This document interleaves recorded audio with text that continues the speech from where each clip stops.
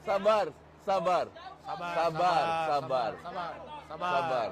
Sabar guys. Sabar guys. Masih ada Bahrain, masih ada China. Sabar. Betul, tapi Sabar, ini baru guys. match pertama.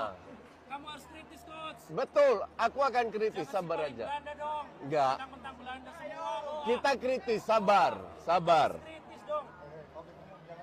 Gak apa-apa dong. Kita boleh berpendapat. Iya. Berpendapat di YouTube. Mau teriak-teriak kan? Nah, gak apa-apa. Mau teriak-teriak kan? Ya Sabar, ini sabar, Andong guys, Kencono, sabar. santai. Sabar. Oke. Ya, kita paham Ke gua kecewa, aja. kita On me, semua on me. kecewa. Ya, Paham. Kena dulu, ya. Kita semua Ini kecewa. dulu, ya. Kita semua kecewa. Kabar buruk didapat timnas Indonesia, setelah kalah dari Australia dengan skor 1-5 dalam laga lanjutan putaran ketiga di kualifikasi Piala Dunia 2026. Dalam laga yang digelar di Sydney Football Stadium pada Kamis tanggal 20 Maret tahun 2025, skuad Garuda sempat melancarkan sejumlah serangan pada menit awal babak pertama. Bahkan, serangan tersebut cukup akurat dan hampir saja menjebol gawang Australia. Namun, kesempatan belum bisa dimanfaatkan dengan sempurna. Hal yang mengejutkan juga terjadi tatkala Indonesia dihadiahi tendangan penalti, di mana Kevin Dix ditunjuk sebagai eksekutornya. Sayang seribu sayang, kesempatan itu juga tak dapat dieksekusi dengan sempurna oleh Kevin Dix, sehingga Indonesia gagal meraih skor.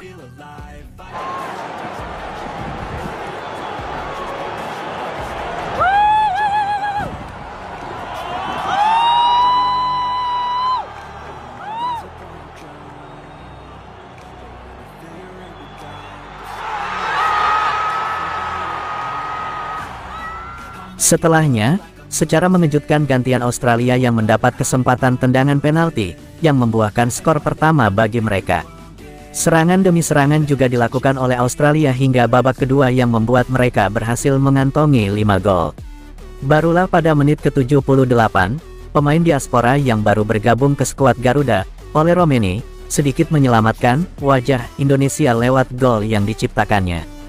Gol dari Ole Romeni itu menjadi satu-satunya gol yang didapat oleh timnas Indonesia pada laga kali ini. Gagal meraih kemenangan di laga debutnya, membuat Patrick Kluivert sebagai pelatih baru timnas Indonesia mendapat komentar pedas dari para supporter di tanah air. Bahkan, tagar-tagar Kluivert out sudah menggema di media sosial hingga menjadi trending topik di media sosial X. Tak cuma sang pelatih, Ketum PSSI Erick Thohir juga tak kalah panen hujatan.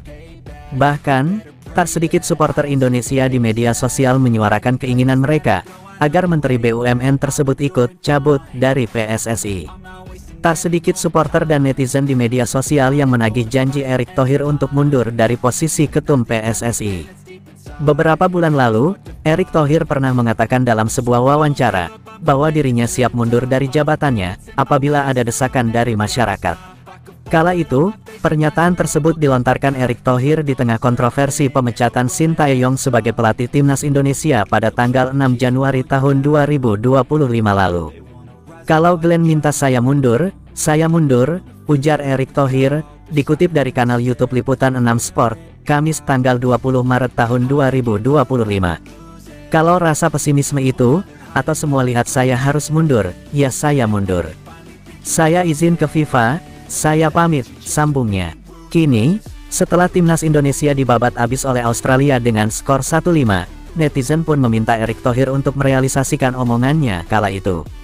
Saat ramai-ramainya STY diberhentikan dulu, Arya bilang bahwa resiko diambil oleh Pak Erick Thohir. Dia sudah berjudi dan kalah, silakan ambil resikonya dengan mundur dari PSSI, ujar salah satu netizen di media sosial X.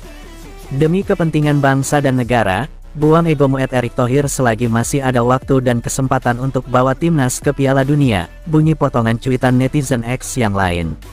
Erick Thohir dan Patrick Kluivert, dua orang yang pantas dihina, dicaci maki, dibully.